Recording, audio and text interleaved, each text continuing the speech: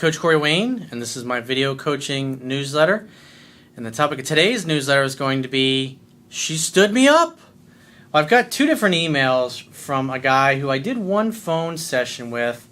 I guess it was a few weeks ago, he mentions here.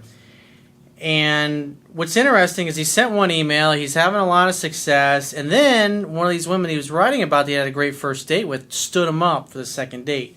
So we're going to go through and try to figure out where he went wrong or where he went wrong in the process and what it means. Because he got in contact with her, he's like, hey, where are you at? And she was kind of dumbfounded, like, hey, you didn't call to confirm. So I got a quote that I wrote in this particular topic, and then we're going to jump right into the first email that he sent in. And the quote says, when someone makes a date with you, but then asks you to confirm the date before you meet them or pick them up at the last minute, this will usually result in a broken date if you agree to this. Why? If you love yourself, value your time, perceive yourself as a catch, and you have plenty of options with members of the opposite sex, you're not going to make plans with anyone on a maybe basis. You don't make maybe appointments with your doctor or dentist. Therefore, never agree to make them with potential lovers. If someone does not value your time enough to make definite plans to see you, make plans to see someone else. It's like in my coaching practice. When I set appointments with people, they're usually a week to 2 weeks, sometimes 3 weeks in advance. Even some of my regular clients that I talk to once a quarter, our appointments are set 3 months in advance. But you know what? They always seem to find a way to show up during our appointment. I don't have to send them reminders. Every once in a while I get somebody who goes, hey, will you send me a reminder? It's like, no, we made an appointment. You paid to reserve an hour of my time in advance. I'm going to show up. I'm going to do what I said I'm going to do. And when I'm making an appointment with somebody, it spells out the consequences. If you don't give me at least 48 hours, in other words, 2 business days notice, excluding holidays, that you need to reschedule, then the appointment can't be rescheduled to the last minute because you got to give me time, because I have a limited amount of time each week that I set aside for phone and Skype sessions with people, that it's limited in one way or another. I'm going to get paid for those blocks of time because I can't get that time back if somebody can't make it. And it's very rare that somebody misses their appointment. Sometimes people forget. Sometimes people are on the other side of the world and the time zones are a little different. They oversleep or whatever. It happens. But the bottom line is if somebody doesn't show up when we have an appointment, they lose their money. That's the way it is. Why? Because they pay. It's just like a rock concert or a sporting event. If you don't go to the game and you're like, hey, I kind of slept in. I missed that, $300 seat that I bought. They're like, sorry, the event's already come. We can't sell it to somebody else because it's already happened now. And that's the same approach that I take. So you think about it. All of us have made definite appointments, whether it's with a car salesman, a realtor, a mortgage broker, a banker, a financial advisor. Every single person that's watching this video has made definite appointments with people where they have a definite day, a definite time, and a definite place to meet. And not only have you kept that appointment, but the person that you made the appointment with has also kept it. And so it's like, for me, the reason people keep the appointments is, number one, they really want to talk to me. And number two, they've paid for it. So they have 2 reasons to show up. So when you look at that from the dating world, think about it. You're willing to schedule your time to meet somebody, to see somebody, to make an appointment, but yet they want you to call and confirm at the last minute? Think about it. When somebody asks you for that kind of bullshit, do you honestly think they're really that excited to see you? Do you honestly think that they're like, oh my God, I can't believe I got a date with this person? It's like, oh God, it's the kind of person I've always been waiting for. Think about it. You want somebody who literally would jump fences to be with you. Not somebody that's kind of on the fence. Not somebody that wants to keep you as an option that they may or may not show up at the last minute. Fuck that. Don't ever waste your time with somebody who's less than enthusiastic to make a date with you. Sometimes you're going to have to do the takeaway with somebody when they act like they really don't fucking care one way or another. Why would you want to go spend your time and your money with somebody who's not enthusiastic to spend their time with you? Think about it. The only people that make those kind of plans, those maybe plans, are people that just don't value themselves and don't value their time. And guess what? If you don't value yourself and value your time, the other person, you're inviting the other person to not value it either. You got to stand up for yourself and not put up with fucking weak ass bullshit or people that are just like, it's just not worth it. So let's go through his first email. He says, "Hey coach, there's a few things that have changed since my last email and our Skype conversation a little bit over a month ago. Since I went no contact with the girl that I was really interested in, she reached out a few more times, and I initially replied as you suggested, and each time she was again uncertain to make definite plans." It's like I talk about. This has to apply with somebody that has rejected you or friend zoned you or has blown you off. You walk and you never look back. When they reach out, you're going to ask them on 2 separate consecutive occasions to get together with you. And if both times they won't make plans, then you stop asking. And then from that point forward, they reach out. If it's text, you're going to send 2 to 3 texts back and forth max. And if they call you, you're only going to talk for 2 to 3 minutes max. Then you're going to end it the same way. "Hey, it was great hearing from you, but I got to run. Keep in touch." What does that do? That communicates that your time is valuable, it's scarce, and you're not interested in wasting it. You've already extended the offer on 2 different occasions, and both times they valued you and your time so little, they wouldn't take advantage of that opportunity to make plans with you. Therefore, you're not going to ask. And so 1 or 2 things will happen. They'll either bring up getting together, or they'll stop contacting you. He says, "Since then, I kept my answers short, polite, and positive without asking her out again or telling her, and I was also telling her that I was busy as well. I then continued to focus on other areas of my life, as in improving my job, going out to new places, and meeting new people, especially women." Good for you. You're focusing on what you should be. He says, "I read your book 4 times in 2 months, and I'm starting the 5th time this weekend." Good fucking job. You gotta learn the fundamentals. If you don't learn the fundamentals, you're gonna be fucking up and making unnecessary mistakes. He says, "It's been really helpful. I also view about 2 of your videos per day and suggested it to a friend of mine who's going through a hard time after a breakup. In the meantime, I went on dates with different girls in the past few weeks, and it's going really well. I applied a lot of your techniques during the dates, asking interesting questions, letting them talk, making 1 date per week, and not over pursuing. In fact, on Saturday, I have a second date with one girl. I texted her 3 days after our first date, and it took her 5 minutes to reply with an open schedule and availability." Well, that shows that it appears that she's definitely interested. But the key is that you make definite plans, and I'll get to that in a second. I discuss this in my book as well. He says, "The good thing is that this all is happening naturally. I'm not acting it, and I enjoy the whole process. I learned that relationships can't be forced and everything should happen effortlessly." So you got to give the other person the space and the time to choose you, to mutually choose you. "Well, in the back of my mind, I have often been thinking of the girl, which is the reason why I found your material. I have moved on from her. She actually contacted me again today with the unusual story of how busy she is at work, traveling, and all that BS.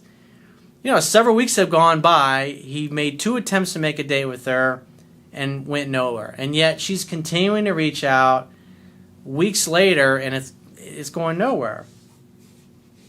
She's going to realize eventually that unless she brings up getting together, that you've moved on with your life. And what this tells me, the fact that she hasn't brought up getting together, is because maybe she's just trying to keep her finger in the water because she figures, oh, hey, if I want to see him, all I got to do is mention it and he'll be all over that. Maybe she's got somebody else that she's dating that she really likes. She's keeping you as an orbiter in her life, if you will. He says, "I again replied in a friendly tone, telling her that I'm busy too, and that I prefer to meet up in person instead of being text buddies." He says, "I'll keep you in the loop in the next update. I have to say that I've never attracted or dated as many girls in a short period of time as I'm doing now, especially thanks to your book. Always keeping it safe and honest with a James Bond smile on my face. I salute you. Many thanks for your work and consistently as you're helping many people, hence making this a better world." So fast forward after this second date he was supposed to have, and let's see how that turned out. He says, "Hi, Coach. Recently I shared with you a lot of good news and improvements after our first phone session. Everything has been going really well, even if something that I wasn't expecting happened. I read your book 4 times in 2 months. I've been doing great, and I've been on different dates. 2 weeks ago, I also went on a date with a lady that I met online. We had a good time. It was my first online date, and she did 80% of the talking and showed interest in me as well. When the date was about to end, she actually took the initiative of going for the kiss while I was talking to her. It surprised me, but I responded well. That's a good sign. 3 days later, on Tuesday, I contacted her, and within a couple of messages, we made a date for Sunday, and she responded quickly and was willing to meet. Now, what's important about when you make a definite date? Now, you're talking over text at this particular point. If you're doing this on the phone or on text, you have to make sure that you say these words to her. Say you've agreed on a place, you've agreed on a time, and you've agreed on a day. What you need to reiterate to her and to make sure she gives you an affirmative yes is this. Great. I'll see you Sunday at 8 o'clock at Houston's on the Water. If something comes up before then, I'll call you. Otherwise, I will just plan on seeing you there at Houston's. Does that sound good? And then she'll respond back in the affirmative, yes, that sounds great. Awesome. I look forward to it. I will see you there Sunday. So in other words, what you're communicating to her is that we got definite plans. If something comes up, I will get in contact with you. Otherwise, I'll just plan on meeting you at the restaurant. Another thing that you also want to add to that is if you get there first, get us a table. If I get there first, I'll get us a table. But other than that, I will definitely see you on Sunday. That is absolutely crystal clear that you got definite plans. Now, if a woman doesn't show up when you have those kind of plans, what does that tell you? She's really not that into you. Whatever reason. Maybe she met somebody else. Maybe there's another guy that she'd been out on a couple dates with that she really liked, and she was beginning to think it wasn't going anywhere. And then you go out on a date with her. You have this great first date. She grabs you. She kisses you because she thinks it's not going anywhere with this other guy. Now, in between that and you getting in touch with her to make the second date, things are looking up with the other guy. And so, therefore, since things are looking up with the guy that she really likes, now you're kind of like, in her eyes. It all has to do with value, what her perceived value of you is. So he says Sunday arrives and she doesn't show up. I contacted her to check on what was going on, and she said that since I didn't contact her for 5 days, she thought we were not going out. She was actually surprised I was waiting for her, and then I was surprised as well, as it was obvious to me that we had a date, regardless if we were not in touch by text. On her messages, she told me that she was expecting me to confirm the date. He says, I thought that it was a lame excuse, but maybe it makes sense from her perspective. I think you mentioned that once you make plans, there is no reason or need to confirm. Now notice what he says here. I think you mentioned that once you make plans, there is no reason or need to confirm. That's true, but is he really confident in how to set a definite date or not?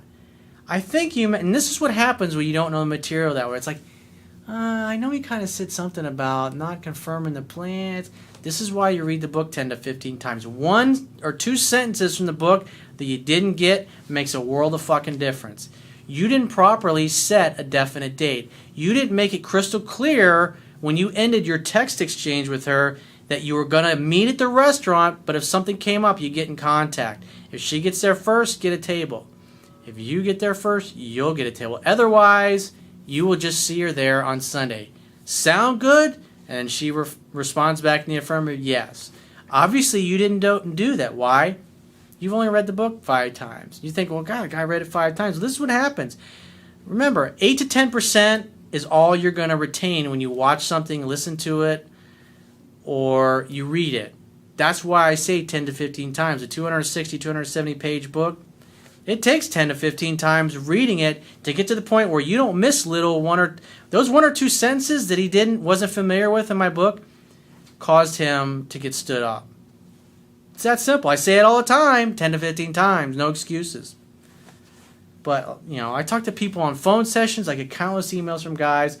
I talked to a guy today who's been following me for a year. And he's still in the dark about making dates. He went on a date with this girl and didn't go for the kiss. And listening to him talk, he didn't even know what signs to look for. It's like, dude, you've been following me for a year, and yet and then this particular guy also, oh yeah, I've read your book 5 times. It's like, dude, if you read my book 5 times and you've been following me for a year, I mean, that's like the most basic thing you should have gotten to know. And part of his problem is he's just not practicing with anybody else. He's just watching the videos every day and thinking, hey, I got this. But he's not really interacting with women. He's not really practicing.